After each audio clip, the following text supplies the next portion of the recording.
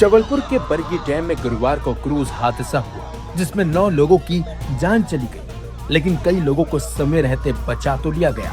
लेकिन इस हादसे के बाद से ही प्रशासन पर तमाम तरह के सवाल उठ रहे हैं। लेकिन हादसे से पहले जो वीडियो सामने आए हैं उन्होंने इस हादसे की वजह को उजागर कर दिया है और ये भी बता दिया है कि मासूम बच्चों, महिलाओं की मौत का जिम्मेदार सिर्फ और सिर्फ प्रशासन है।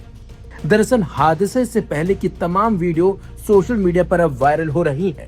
उन वीडियो में साफ साफ दिखाई दे रहा है कि क्रूज पर सवार लोगों में से किसी एक शख्स ने भी लाइफ जैकेट नहीं पहनी हुई है। हैरानी की बात तो यह है कि क्रूज को चलाने वाला शख्स भी बिना लाइफ जैकेट पहने ही क्रूज को चला रहा था।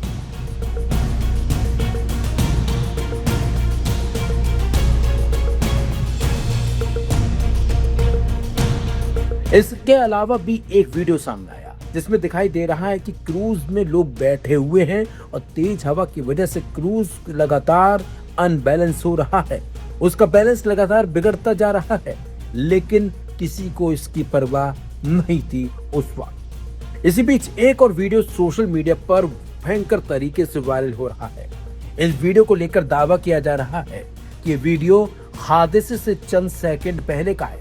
उसमें साफ साफ दिखाई दे रहा है कि बहुत तेज हवा चल रही है, बावजूद इसके लोग क्रूज में बिना जैकेट पहने ही क्रूज पर खड़े हुए हैं। इन लोगों को जरा सा भी अंदाजा नहीं होगा कि आने वाला पल काफी खौफनाक होने वाला है, बल्कि कई लोगों के लिए ये सफर जिंदगी का आखिरी सफर भी साबित हुआ है।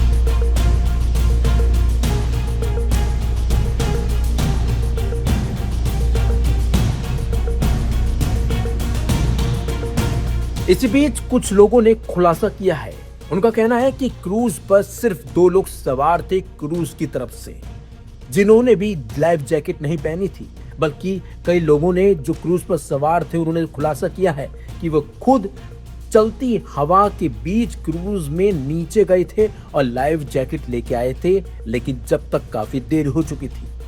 आपको बता दें कि 30 अप्रैल की रात नर्मदा नदी में बरगी डैम पर क्रूज डूब गया था। शुक्रवार को नदी से कई बॉडी मिली। इनमें से एक बॉडी महिला की है जिसके गले से उसका 3 साल का मासूम बच्चा लगा हुआ था।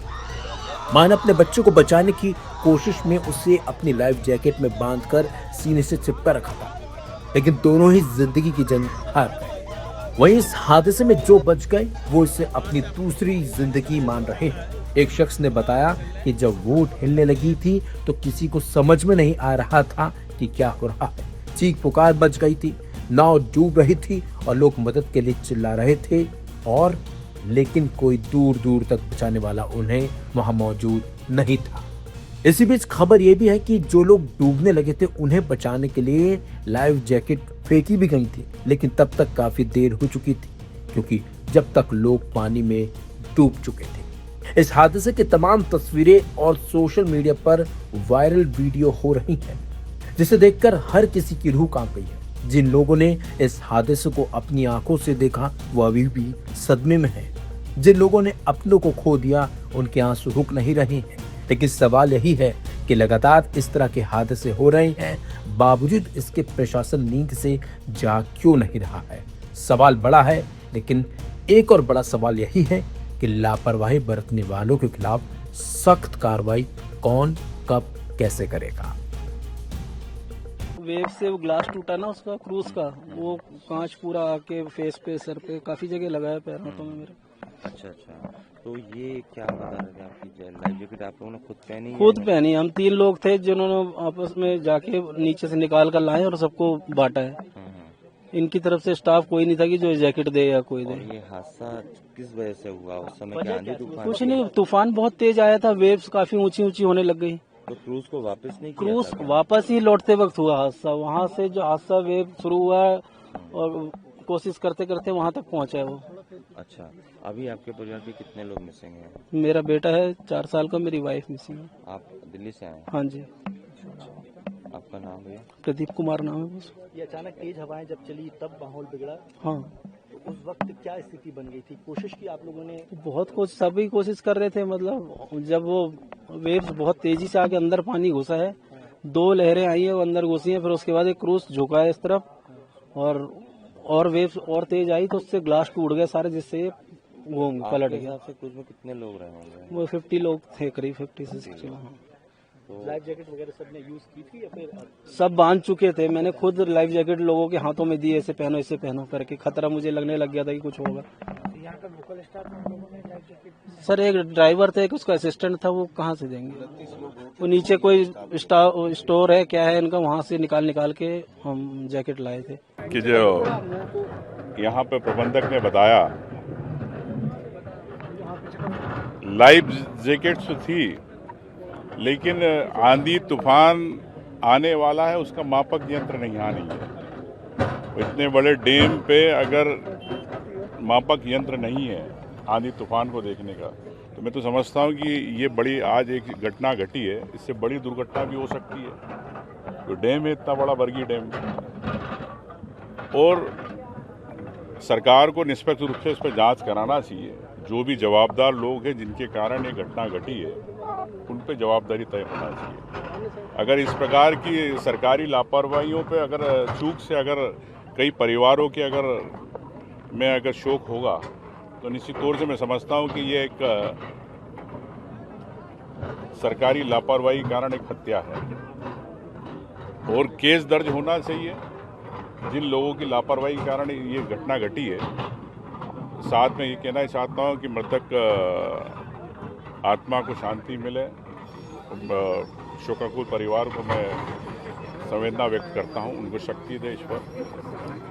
सर मौसम विभाग ने पहले ही चेताया था, आधे मध्य प्रदेश में कल आंधी तूफान और बारिश का दौर था। दूसरी ओर देखेंगे आधे से ज्यादा लोगों को लाइफ जैकेट नहीं दिए गए। मैं वही आपसे कह रहा हूँ कि इस पर सामने कि जब आपके अभी यहाँ के प्रबंधक ने आपके सामने मीडिया में एक्सेप्ट किया कि यहाँ पे मापक यंत्र ही नहीं है। जब आंधी तूफान अगर कहीं आ रहा है तो फिर आप बगैर सूचना के, बगैर जानकारी के लिए अगर आप शिप को अगर आप ले जा रहे हो, बोट को अगर पानी में ले जा रहे हो, तो सीधे सीधे लापरवाही बनती है।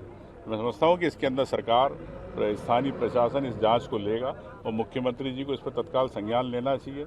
सिर्फ औपचारिकताओं करने से नहीं होगा। इस प्रकार कई घटनाएं प्रदेश में हो रही है। कब सिरप की लेकर घटना घटी, मुख्यमंत्री चुप रहे। ये घटना घट गई, चुप रहे। भागीरथपुरा में घटना घट गई, दूषित पानी से चुप रहे। तो जो जवाबदार लोग हैं सिस्टम में, क्या सिस्टम में मुख्यमंत्री जी की पकड़ नहीं है? क्या अधिकारी लगाम हो गए?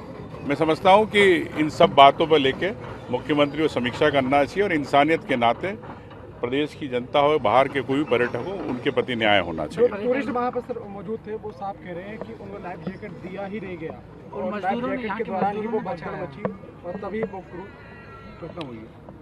ये देखिए पूरे प्रमाण है आपके सामने, और जिस प्रकार से अधिकारी झूठी बात कर रहे हैं, जिस प्रकार से खंडन कर रहे हैं इन बातों को, इससे स्पष्ट होता है कि सरकार अपने अधिकारियों को बचाना चाहती कि ये प्रदेश में अगर टूरिस्ट अगर केरल से आ रहा, दिल्ली से आ रहा है, उनके परिवारों को बचाना चाहती। ये सरकार तय करे। सर यहाँ के स्थानीय लोगों ने और मजदूरों ने मदद करी है।